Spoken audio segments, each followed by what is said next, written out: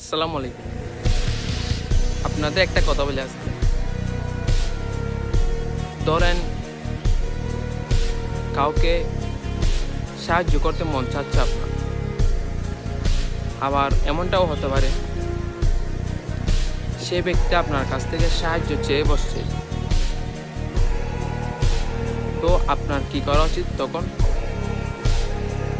Same কাজের মধ্যে দুই ক্যাটাগরি মানুষ আছে। অনেকে সাহায্য করে বলে বেড়ায়, আবার অনেকে আছে সাহায্য করে সেটা নিজের অন্তরের ভিতর রেখে দেয়। এটা দুই কাজ। এখানে দুই কাজের মধ্যে সবচাইতে বেশি পছন্দ হচ্ছে আল্লাহ তাআলার গোপনীয়তা। গোপনের মধ্যে যদি সাহায্য করতে পারেন সেটা আল্লাহর কাছে হয়তো অনেক পছন্দ। হয়তো আপনার কাজটা মানুষে শোনে না আর কি, এমনটা হচ্ছে আর কি বিষয়, কিন্তু আল্লাহর কাছে কিন্তু অনেক প্রিয়। এটা একটু সবসময় বেশি মনে রাখবেন আপনার। ধন্যবাদ।